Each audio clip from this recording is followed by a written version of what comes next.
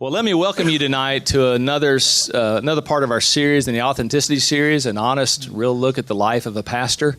I hope that you've been able to access some of the other videos and some of the other events that we've done on the website. And tonight we're going to be taking a look and discussing together kind of the balance. How do we balance ministry and family responsibilities in the heat of real ministry? And so we're excited about that, excited to have students here with us, and excited to have these panelists here. Let me introduce these guys and let them tell you about themselves a little bit. Dr. David Horner, founding pastor. Founding? No? Yeah. Sure. I thought you were. You started Providence Baptist Church. We did. God did, but you helped him. And he used you. 1978. He got around me. Yeah. I mean, what we ought to be doing tonight is probably like, how do you maintain a long tenure somewhere? We could be doing that tonight too, couldn't we? Yeah. 1978, and since then at Providence Baptist Church here in Raleigh, and founding pastor there. And I want to have you tell you about your family in just a second. Great. And then Dr. Jamie Dew, the dean of the college at Southeastern, and also vice president for undergraduate studies, and I believe associate professor of history of ideas and philosophy. That's right. Teaching here for several years, and appreciate you guys being with us tonight and looking forward to just this dialogue. So as we get started, let's talk about ourselves just for a second, and our families, just to give perspective on kind of where we're coming from a family perspective, and we'll go from there. So Dr. Dew, tell us a little bit, because we have good representation here. We have some younger kids, and we have some adult kids and grandkids. So Jamie, tell us a little bit about your family. Sure. So my wife and I, Tara, we married in December of 2000. We dated on and off for about 6.5 years, and so had a pretty strong relationship. Got married right in the middle of my first pastorate. I was there for a year, 6 months before, 6 months after. We got married in December there. We waited quite a few years to have kids, and then about 6.5, 7 years in, we had a set of twins. And that was completely a curveball, not expected, nothing like that. And boy-girl twins, Nathan and Natalie, they're 7 now. They're about to be 8 in April. And then a couple years later, right about the time we were beginning to talk about the possibility of more kids, she got pregnant with another set of twins. And once again, boy-girl twins, fluke thing, crazy bizarre. And so there I was, 4 kids under the age of 3. And didn't know what to do. Those first couple weeks were just absolute chaos. And so the Sams, Samuel and Samantha, we call them the Nats and the Sams, we call them the Bigs, the Littles, we call them all kinds of things. And depends on how good they're being at that time. So we've got the 4 kids, 2 sets of twins, the Nats and the Sams, 7 and 4. They're about to be 8 and 5, of course. So it's been wide open. And, so why are John and I here? I mean, that's... We just need to sit down and just say, we were just considering creating a reality show for you and your family. You know, there were a lot of nurses at the hospital that said, you got to contact the news. That's and I was right. Like, no, whatever you do, don't do that. That's impressive. Man. And so just a lot of diapers all at once. A lot of diapers. Yeah, that's impressive. So, Dr. Horner, what about your family? We've never had twins. Yeah. Well, we do have the distinction of at one time having 2 sets of quads in our church at the same time. They were about 6 months apart in age. And then we had another woman whose sister, who lived in Durham, had quads. And so when those 3 families showed up for Sunday school, there was your class. And it was amazing, but 2 sets of twins is just crazy.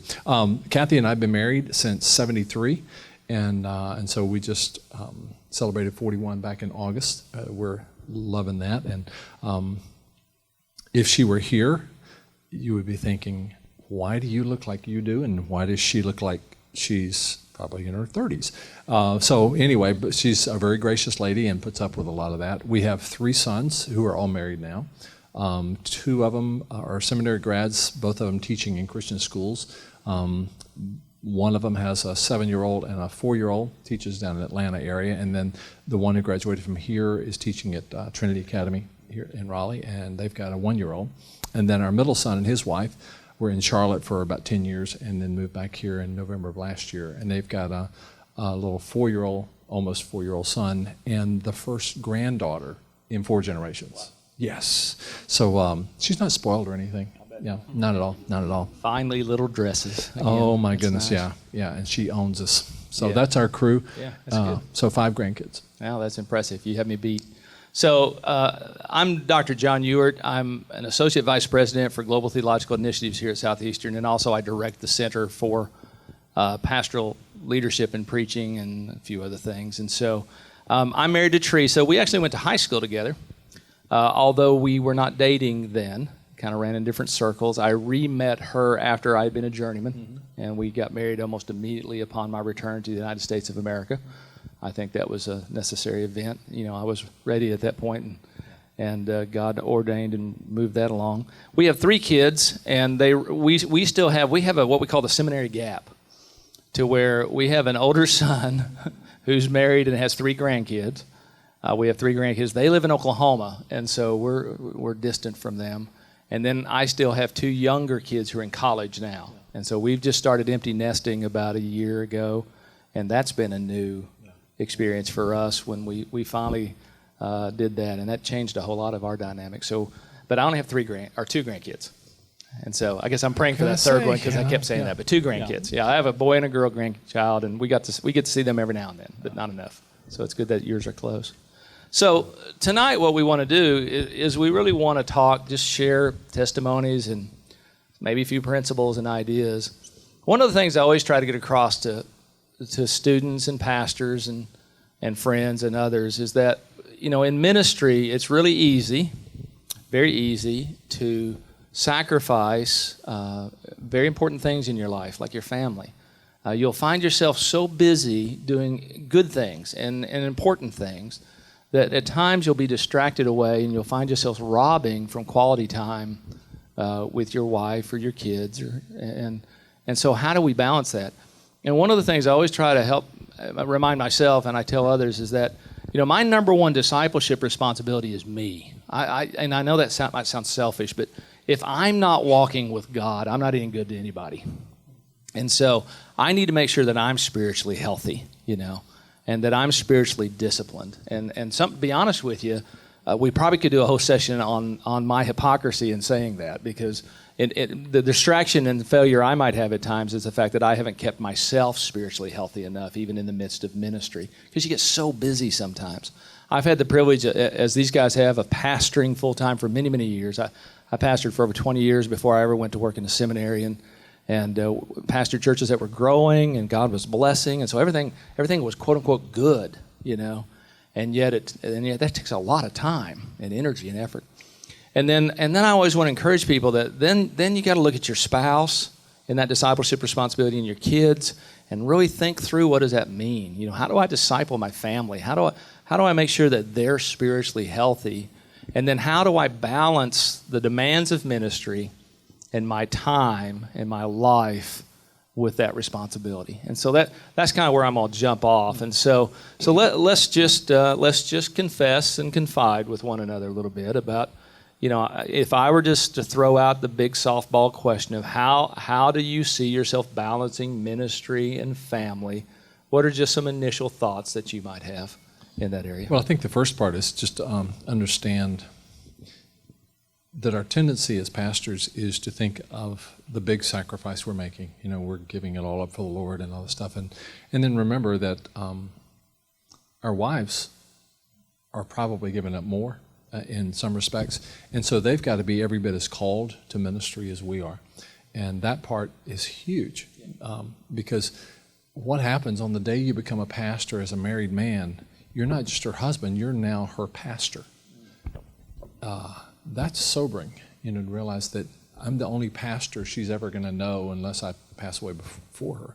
And that's just a sobering thing. And so what you were just talking about being the pastor in my home, it's critical. The responsibilities are matched by the requirements of Scripture in terms of qualification. When you're looking at Titus or Timothy, it's no accident that that's one of the criteria. If you can't handle your home, don't try this. And so therefore you need to be a good manager of your own household. You need to be the husband of one wife. You need to be able to understand how that personal discipleship impacts her and then the kids. And I'll be quiet there because I got a ton of other things to say about that. But Jamie? Yeah. Yeah, I mean, tremendous amounts of wisdom right there in making sure to back up before you even get into the pastorate, before you even get into marriage.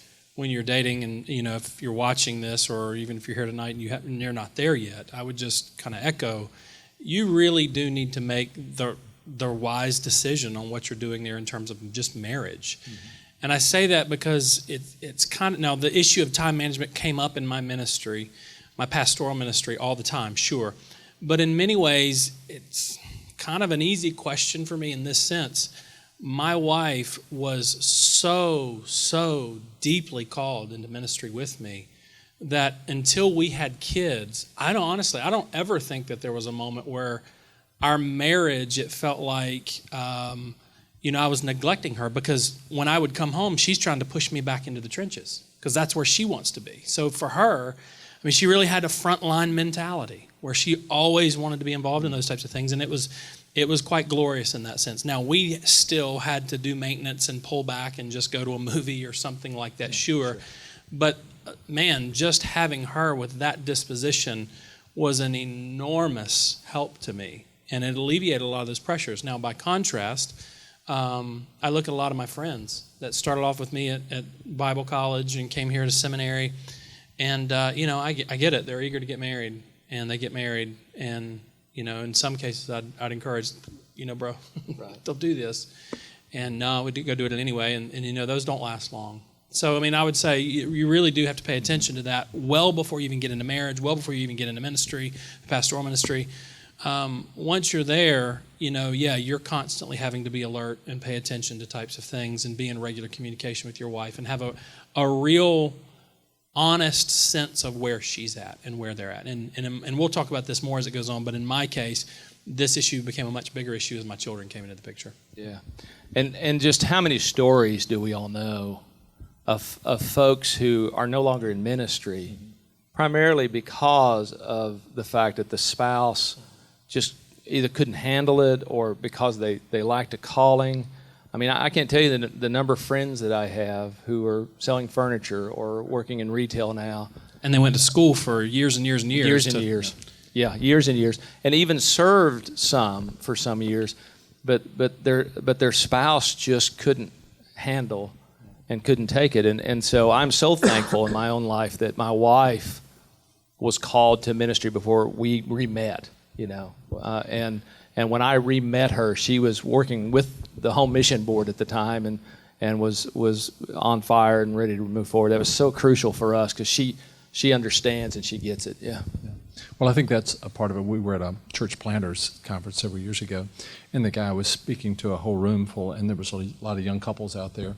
And he looked at the guys who were, chomping at the bit to be church planters and we wouldn't get out there. And he said, "Let me just ask you, have you asked your wife if she's willing to be a church planter's wife? And then ask her if she's excited to be a church planter's wife. If she's willing to be, you're not ready." Yeah.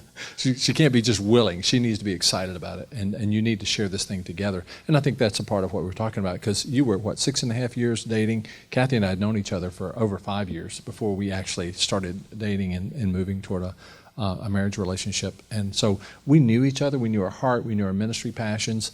And this is not self-effacing. She is a ton smarter than I am. Scary smarter than I am. Is there a reason that would be hard for me to understand? Or? No, because they don't know. They don't know. Oh, that's true. They don't know who you are. They don't know. That's I look good on camera, so they don't know. I forgot what we were doing for toys in the attic. But she really is. And so her insights and her perspectives are so valuable. And so when we talk about things, I feel like I need to be taking notes sometimes. Yeah. So it's huge to have that kind of backup. And so she's just been a champ. And just trust her instincts, her judgment, her wisdom. Yeah, that's good stuff. So let me just kind of guide us through a couple of topics. One is let's talk for a few moments about maybe some specific practices, principles about discipleship in the home with our families. And then I'm going to move toward that time management scenario.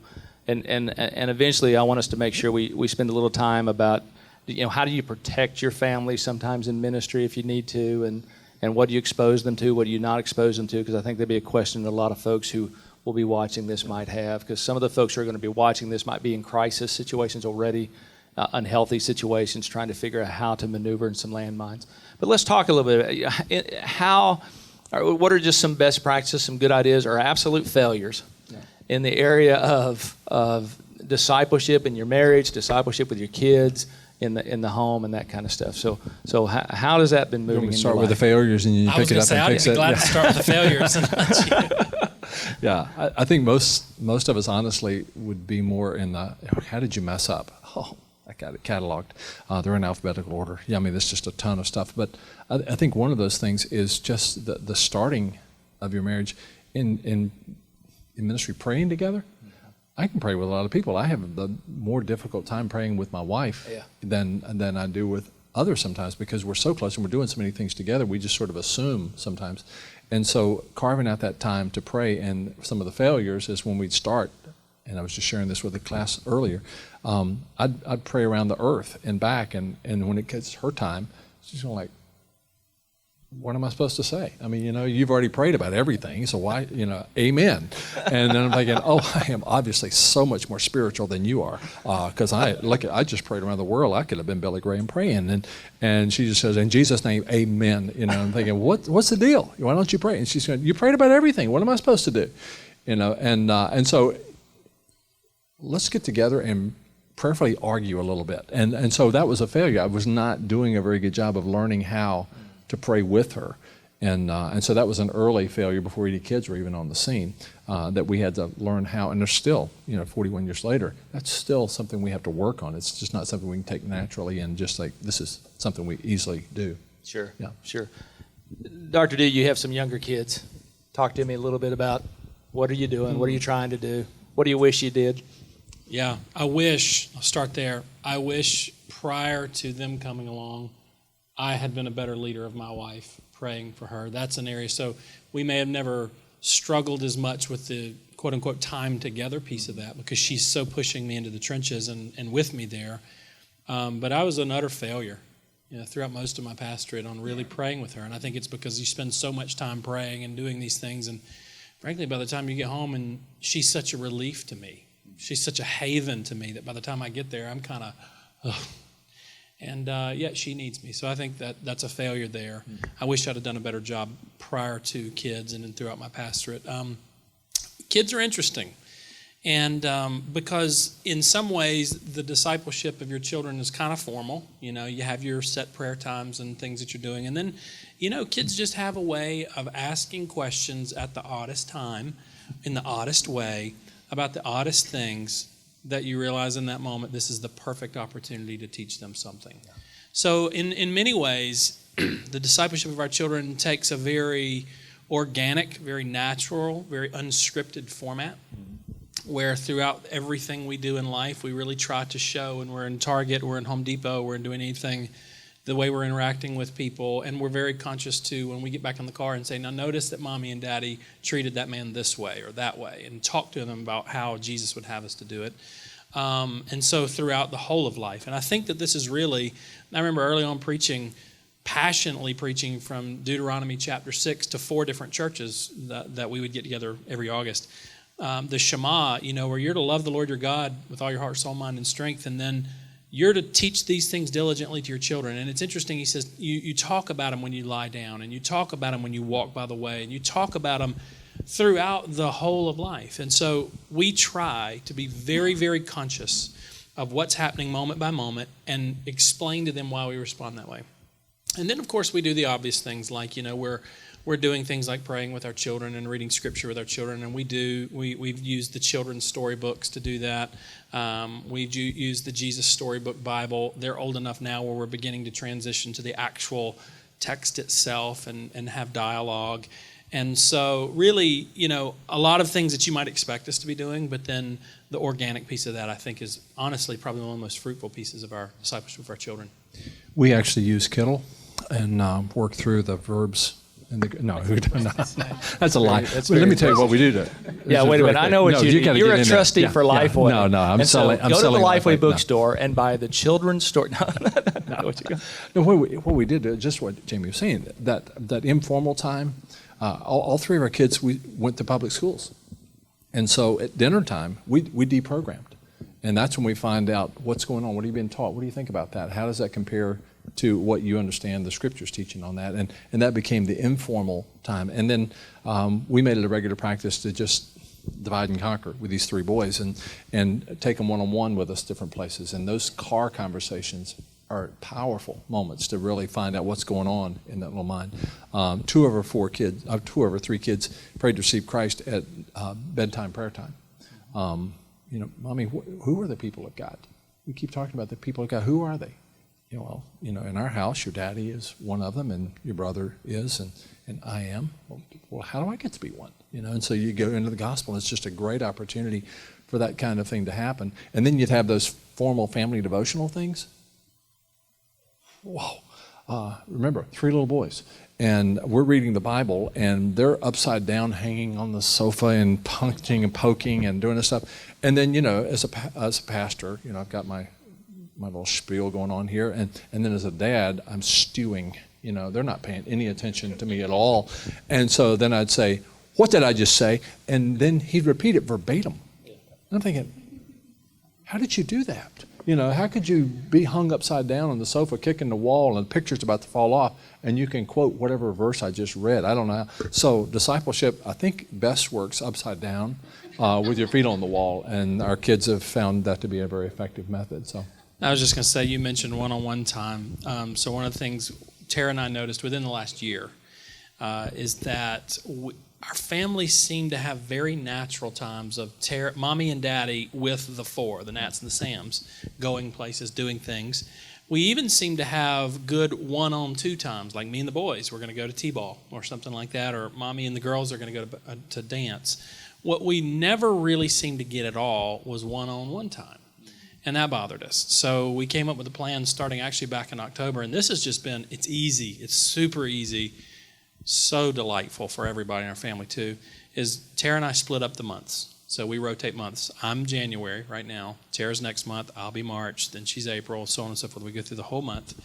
And since we got 4, and since there's 4 weeks in a month, basically on Daddy's month, Nathan goes first, then through the list. And that week, it's Daddy and Nathan, a date, so to speak. Now, we should figure out something better to call it for the boys than a date, but you get the point. Daddy and Nathan, we go out, and if he says, I want to go to McDonald's, man, we're going to McDonald's. If he says, I want to go get ice cream, we're going to get ice cream. Yesterday was Daddy and Natalie, and she wanted to go to Sweet Spoons and get ice cream, and we went to Sweet Spoons and we got ice cream. We took a Valentine's Day picture together, and so, and that so far has really helped to offset, and there are all kinds of conversations that get to come up when you're doing stuff like that. One other thing on discipline. As our kids got older enough, they were off in college, and we'd have these conversations as they're thinking about getting married and having kids. Dad, you know what we hated? What we really just hated? Is that when you were going to discipline us, you'd sit us down and then you'd explain from the Bible what was wrong. We hated that. Little Leviticus, yeah, Lamentations. Like, please, if you just beat us or something, don't give us Bible verses. And we feel bad enough, and then you put the scriptures there, and we're just like, okay, I can't argue anymore. But it was an interesting thing because the Word did its work. They had a respect for the scriptures, and they loved the Word of God. And so it was an interesting backdoor thing that I hadn't realized was going on. And so anyway, that's just a little sidebar, even in the discipline times, to take them back to the standard of God's righteousness. So I'm hearing you talk about intentionality and taking advantage of also the natural moments that come up. But there's a purposefulness behind it, and the fact that you're looking for those moments as well. And so there's organized, structured, formal family altar type experiences where you work through the devotion or you pray around the table or whatever you do, but then also just those moment of life opportunities that you take advantage of it as well. I tell you, in my own life, what's been interesting is as my kids have transitioned into adults, it's been interesting to see how I need to continue this journey with them. And one of the things that I travel a lot, I'm overseas almost every other month. And in fact, I leave Thursday of this week, which means a couple of days when this is being filmed. And so one of the things that I've done with my sons is we all work through a devotional book together. So usually at Christmas, I'll buy one for us, and sometimes it's hard to find a great one, but we try to find one, and then one that's dated. So wherever I am in the world, I'm reading the same passage that they are wherever they are in the world.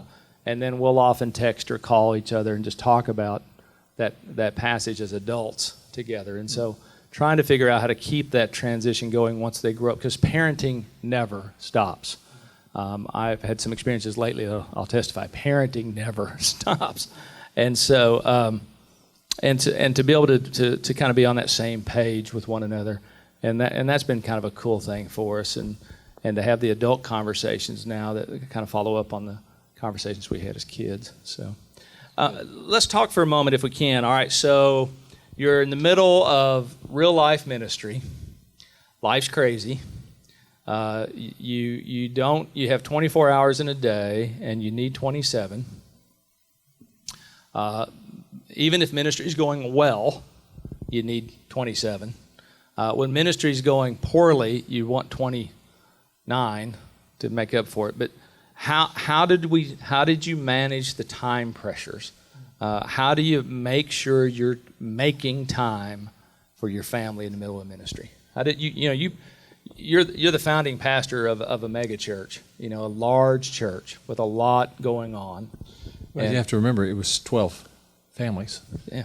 Yeah, and sometimes the pressures were more significant with a smaller group. Fair.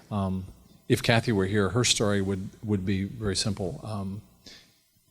You would come home from work, you'd walk through, you'd kiss me, you'd pat the kids on the head, whatever else, how things going, and then you'd go back and get on the phone. And then you're calling people and you're trying to follow up on this and following up on that. And I'm in the kitchen thinking, yeah, we're in this together. We're in this together, and yet the frustration of when you're home, why can't you be home? And so she went through a process of having to identify what that was in her that was because she said, it'd be easy to just say, well, it was because of you doing that. Well, she would be right, because I was just insensitive to what was going on there. But she came to a place where she said the lesson that God taught her in the middle of all that was, he's not yours. He's mine. And because he's mine, you need to let that go. Now, I've got to deal with him about this, but you need to let it go. And when she told that story at a marriage conference we were doing one time, and I'm thinking, she was talking about her first husband. That wouldn't have been me. I'm thinking, how do I bail on this one, because guilty is charged. But it was such an important thing to, when you're home, be home. Wherever you are, be all there. And I was still kind of somewhere else. And that was one of the things we had to learn. How does she, without nagging or feeling like she's pushing or trying to manipulate me to do what she wanted me to do, how does she communicate to me? And she figured out how to do it. When you do this, it makes me feel like this. Well, she can't help the way she feels, so it's not a charge or an accusation. It's just like, it may not even be wrong, but when you do that, this is how this makes me feel. And I don't want you to feel that way. Okay, that's good. How do we fix that? And so just like I said, she's a whole lot smarter than I am, and just helping process those kind of things and learning how, like you're with the kids at home now, young. Her world is very different with 7 and 4-year-olds than it was even when they were toddlers, and so it's learning how perception as much as reality attaches itself to how we're managing our home time. Sure. Jamie, what would you add? Yeah, I think that there was, as I look back at the 10 years of my pastoral ministry, I think that there were some things that I was able to do pretty well that definitely helped. And then there's some things I did that I was just terrible at, admittedly. You just mentioned when you're there, be there. That's something that I probably was not nearly as good at, learning how to do that, because my mind, I'm just the kind of guy that when something's on my mind and it's dominating my mind, I might physically be there, but it was always for me very, very difficult to do that. And that's probably even to this day something, if there's something on my mind, it's tough for me. What I could do though, and I learned how to do, and I just learned to say, so be it.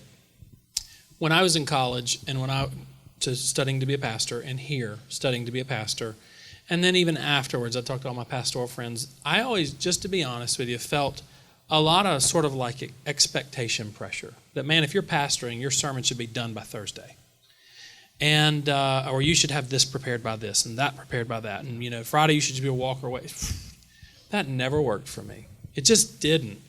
And when kids came along, especially, I found myself in that rut doing that, trying to do that. And then there were times when time pressures were coming up, and I kind of reached a point where, and again, I had some unique things going on. I was also teaching here almost full time, and I was working on a couple other things.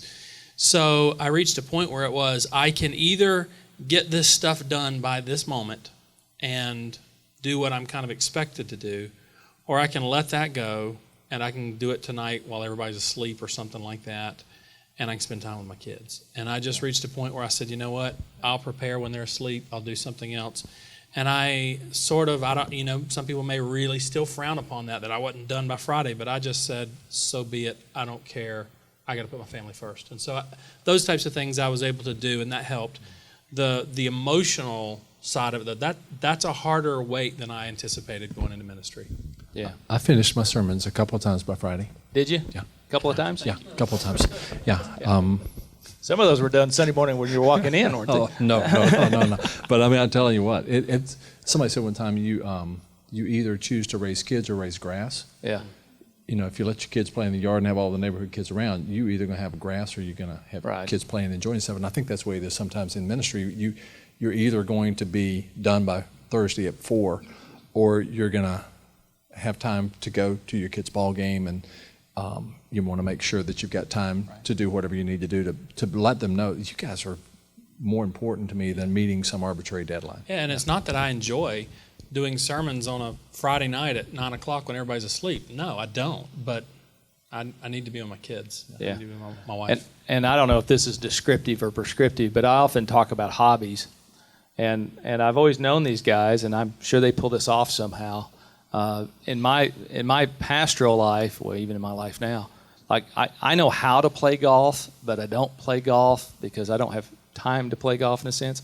And I often talk about how my kids were my hobbies. And so if somebody said, now I do make really good barbecue, but besides that, like my oldest kid was the band kid. He was really good in the band. And then my daughter, who's the middle child, was an all-star track star and cheerleader. In fact, became a collegiate cheerleader. And then my youngest son, highly recruited football player and a good basketball player. So sports and band. And so my hobbies were wherever they needed to be, And so, I'm going to schedule.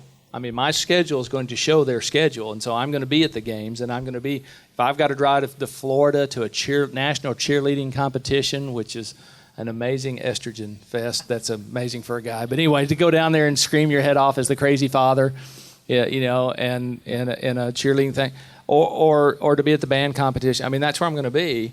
And so over the years, I tried to weave some of that into ministry. Like in the small towns, sometimes when I pastored in small towns, I was the announcer for the sport events. So I was the stadium announcer for my son's football games here at North Raleigh Christian Academy, for example, for several years.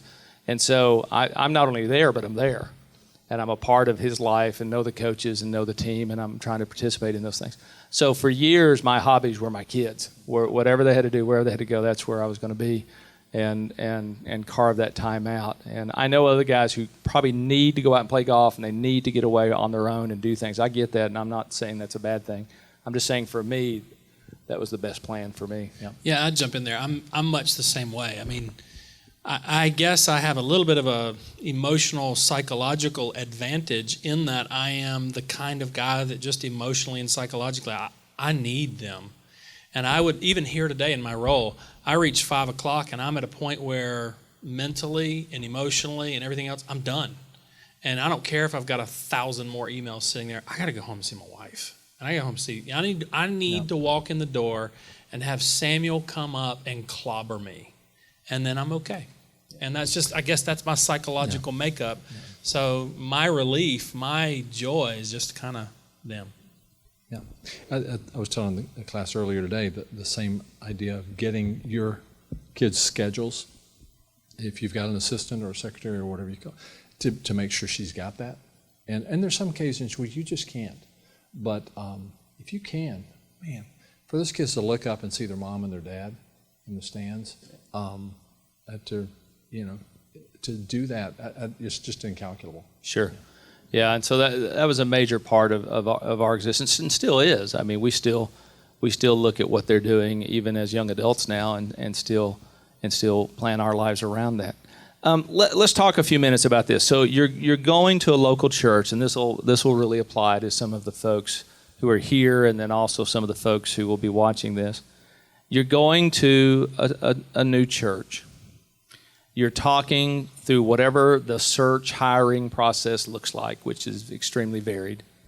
And you're talking to this group of people, and they're asking you about your family, and you're trying to articulate questions and thinking through, what is the role of my spouse in this ministry with this church? What is the role of my family in this? And what are the expectations of your wife and kids in terms of local church participation, leadership, support, all that kind of stuff? And how do you describe that? And I guess I'm also asking in a sense, how do you protect them from abuse at this point, maybe? Let's talk about that a little bit. Well, one of the first things, when our kids got old enough to ask, we would typically do that. We'd just say, what's it like for you being a PK?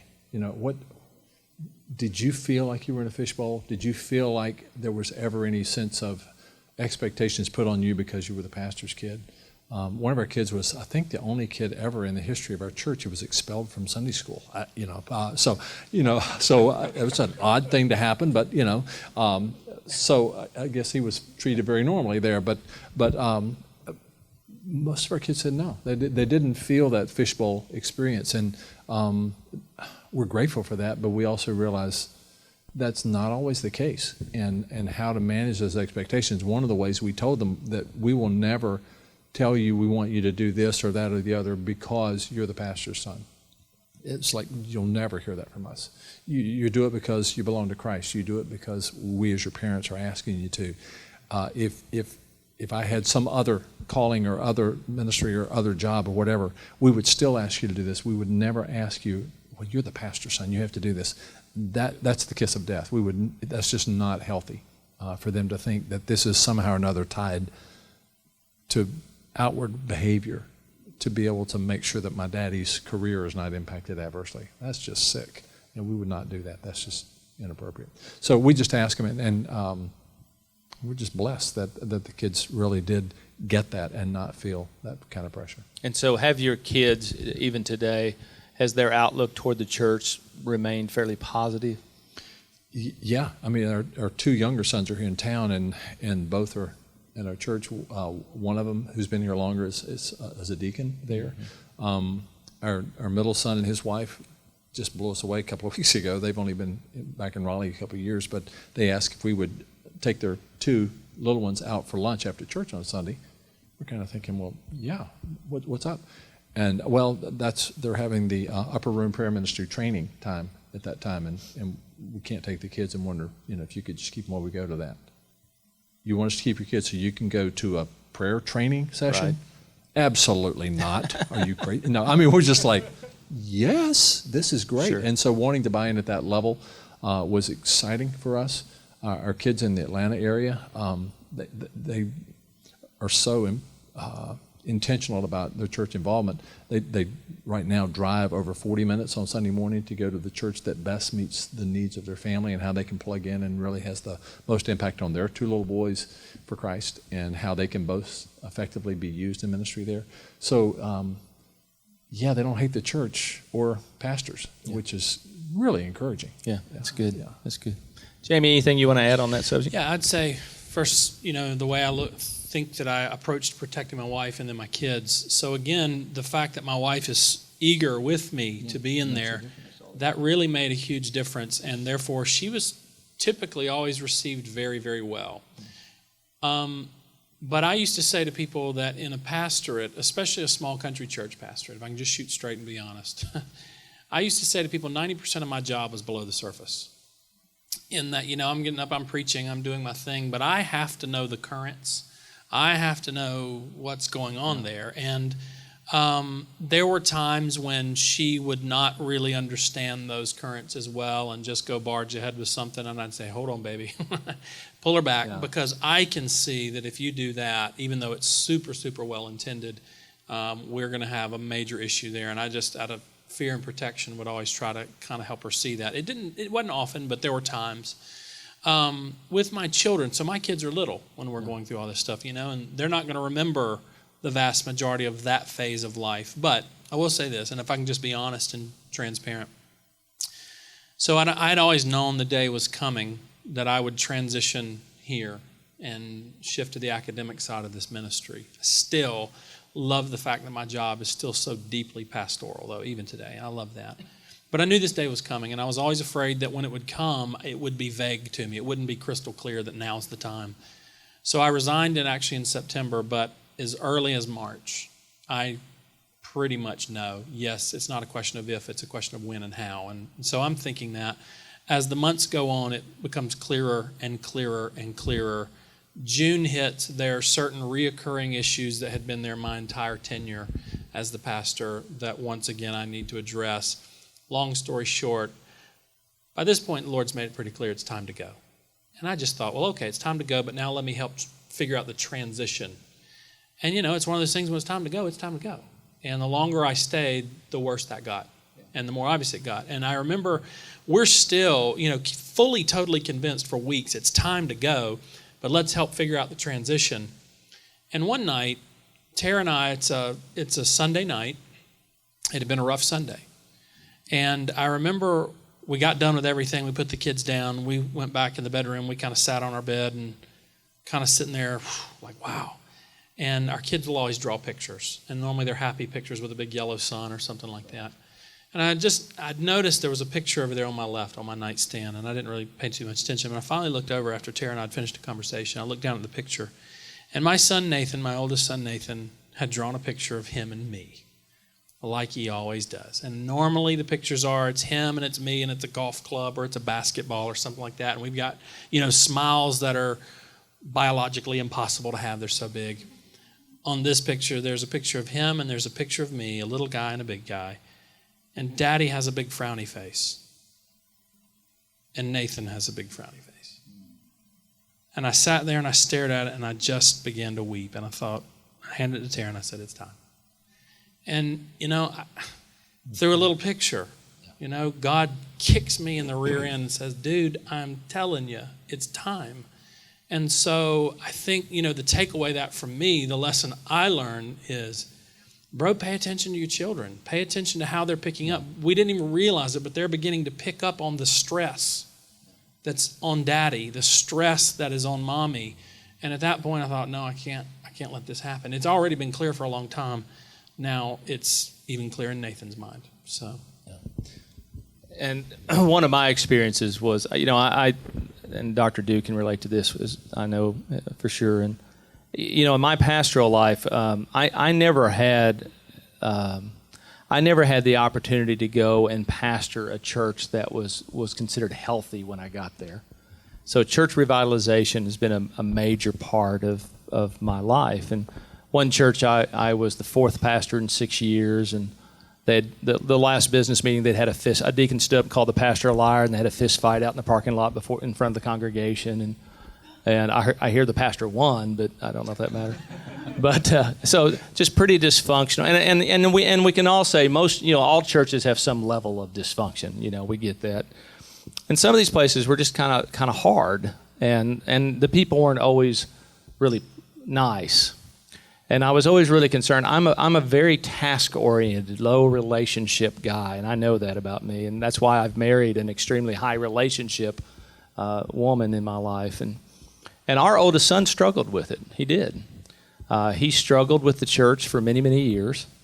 And it's been in his adult life that he's kind of come back. He never really struggled with Christ or his relationship with God. That wasn't it. It was the meanness that he saw, how people treated me. And he wanted to defend me and how these people were acting. And I've often said I wasn't raised in church at all. And so when I was saved, the first time a human being ever said they loved me was in a church. Never heard that growing up. And so the church is an interesting creature to me. I've met the nicest, sweetest, godliest people in the church. I've also been a bouncer. I've been a professional boxer. I fought in tough man competitions. I've been a rent collector with a baseball bat. I'm gonna move over. But I also tell just a people, touch if you. I also tell people that the meanest, honorest people I've ever met, I met in the church. Yeah. And I've met some pretty low-life folks over the years, and have some scars to prove it. And so my oldest son, he really did. He struggled with that for a long time because of the abuse that he saw us go through.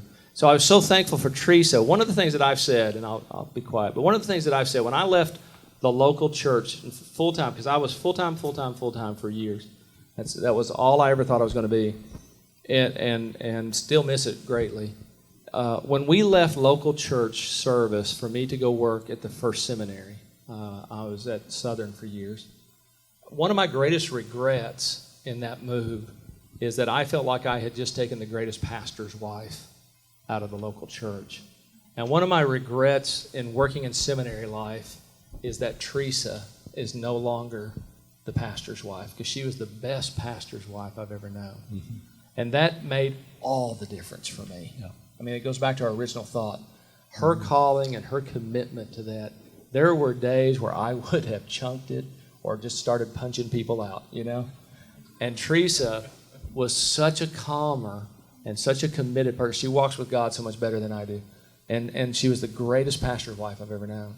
And I regretted so much pulling her out of the local church. So figuring out ways to get her plugged back in and allowing her to continue in her ministry has been a real crucial part of this transition in our life. Mm. So that part of it makes all the difference. And so I just want to reiterate, those of you who are watching this, who you marry and that calling of your spouse, male or female, depending upon who you are, is crucial to this. And that's going to be seen by your kids. Yeah. Because if you two are handling this okay at home, and you two are dealing with this in a way that's balanced and healthy, your kids are going to see that, and they're going to catch on to that, and they're going to be okay. I once had a great missionary. When I served overseas, I had a great missionary at a missionary meeting one time say this. He was an old legend of a missionary, and he just said, and we've heard this before, but he said, always remember, because some of the folks there were in some kind of tough places at the time. It was a pretty unstable environment. And he just reminded them that your children are never going to be safer than when their mommy and daddy are in the middle of God's will. Hmm. And so mom and dad stay in the middle of God's will, and your kids are going to be safe, because that's the best place for them to be where you are. So these balances of protection, and I agree, Teresa didn't know everything that was going on. And I didn't share everything with her at times. And maybe I should have more, and maybe I should have less, frankly. But you got to figure out those balances. And ask. Sometimes you just have to ask. That's real good. There's stuff going on that I think you ought not know about and have to deal with. But I don't want to make that determination for you. And it's kind of hard for her to answer the question because she doesn't know what it is. But and 9 times out of 10, she probably handle it better than you would. Oh, no question. Yeah.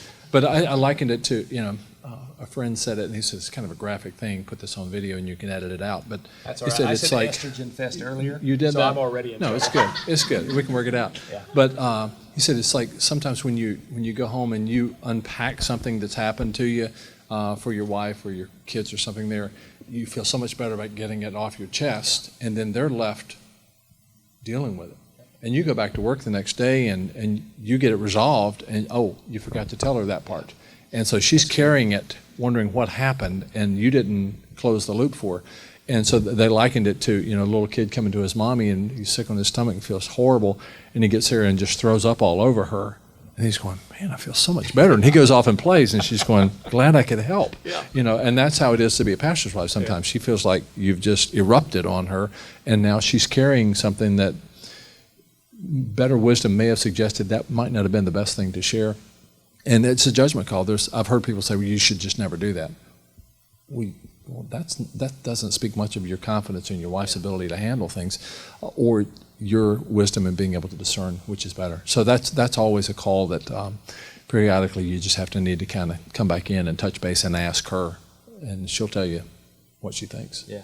One of the other things we used to always do, and again, this is descriptive, not necessarily prescriptive, but Teresa and I for years always, at least once a year, always made sure we went on a retreat together. And often we used to go to like fall festivals of marriage and some of these marriage enrichment experiences. that, I don't know if we actually attended many of the sessions. We did marriage enrichment events as a couple, so we would do couples retreats. And so a lot of times we go to these conferences to learn things that we might teach later, and share later, but also because it was good for us. But what was good for us was just making sure that we got away to those things and spending some time together to where we really were focused. And the focus of getting away wasn't to go sightseeing. The focus to get away was really to think about us a little bit. And that was really crucial for me because of my inability to have healthy interpersonal relationships. So it was really helpful for me. Yeah. One of the other things that our church has done for us, which I highly recommend if churches can do it, when I go overseas on a mission trip or something, she's considered a part of the team. And so unless there's a circumstance in which she can't go, they want her to go with me.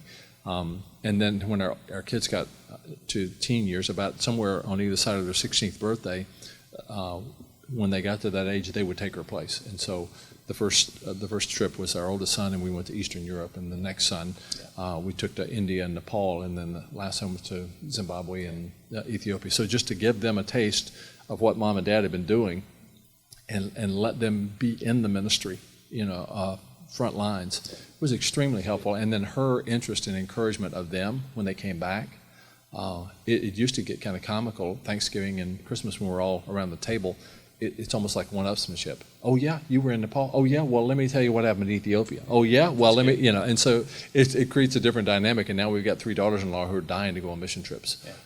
There's just the passion for being able to be in something like that. It's really encouraging. So it just gets the family thinking ministry together. All right, that's good. All right, so our time's almost up for this part of this, and for those who are watching on camera, we hope this is a blessing, and I'm going to ask for kind of some closing thoughts. For those who are here, we're going to take some time and actually dialogue live off camera so that we can really try to minister to those who are here. Here's a camera. Here are people who will be watching this. I'm going to make certain classes probably use this video before it's over with, and so there will be a guaranteed audience out there. Here's some great tips on how to balance family and ministry. What are some final thoughts? What are some great ideas? What are your biblical principles? Anything that you want to say? Challenge, encouragement, prayer. What do you want to say as we close this time out? First to me. It doesn't matter. We'll let Dr. Deeb go. I would say I think pastors and their wives tend to make the same kinds of errors a lot of people make in marriage. We tend to get to a certain point in a relationship, things are functioning, and then we stop working on that relationship. And especially you think about it in our country, there's this mentality that a good marriage is something you're lucky to be in.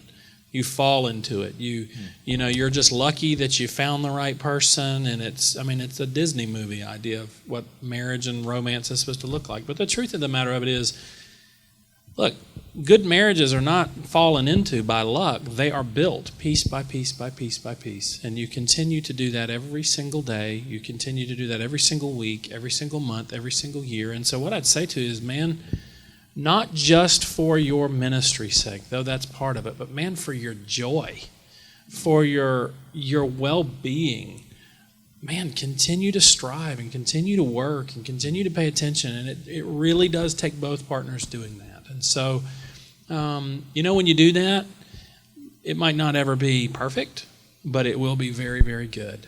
And so don't forget those basic things. The vows that you make, it's rich or poor, sickness and in health, and the pursuit of each other. So I would say just the basic stuff. Do not lose sight of those things.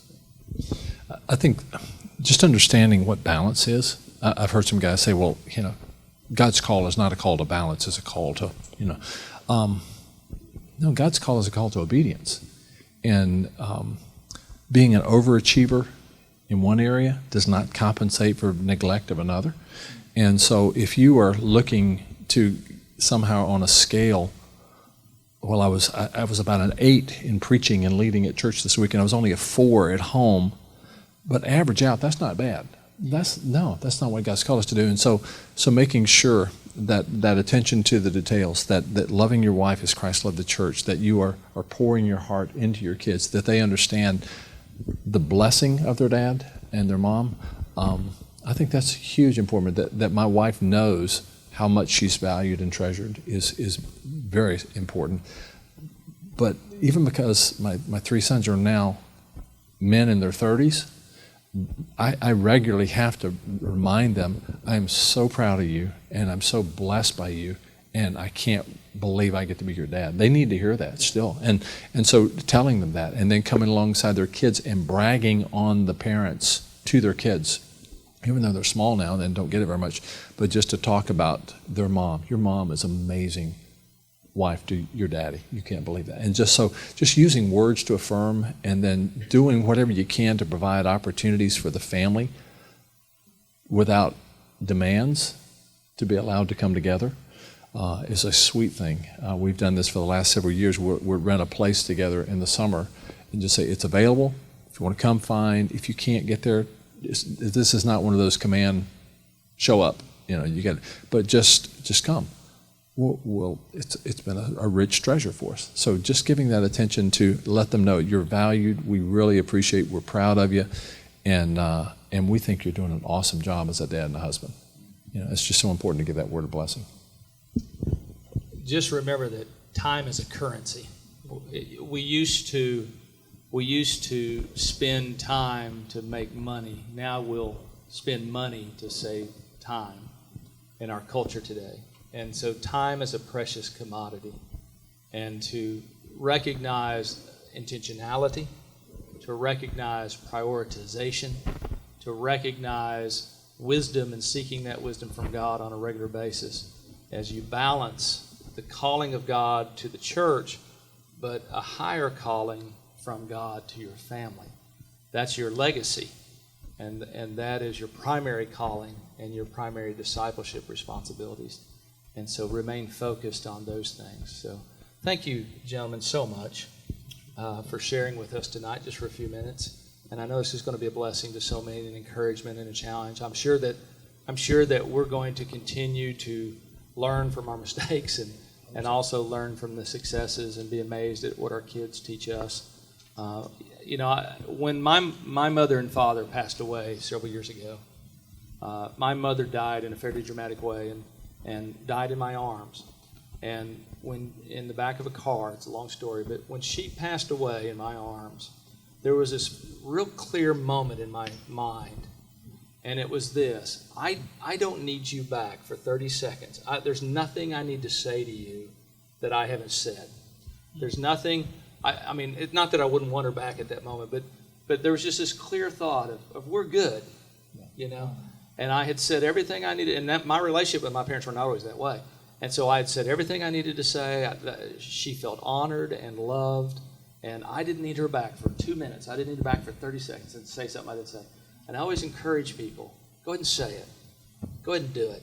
Honor, and do it now. And don't have any regrets later on. Honor your children, let them honor you, and honor your spouse in a way that'll honor and glorify God. And don't have any regrets in that area. John, just one other thought on that. We're talking about it from the pastor's perspective, and I appreciate that, and that's what we're talking to folks who are in ministry. But your congregation that you're serving is not necessarily on the same page.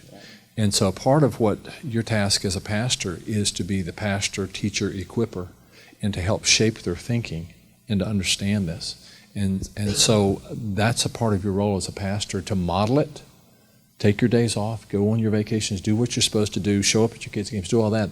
But then when you're with your leaders, to teach them. Now, don't resent the time I'm taking away from the church to do these things, because that's giving credibility to the ministry here. And so use those as teaching moments with your leaders so that they begin to affirm that, and then they're going to defend you to any congregation members who don't understand that yet. And so just keep reinforcing those biblical principles. That's really good.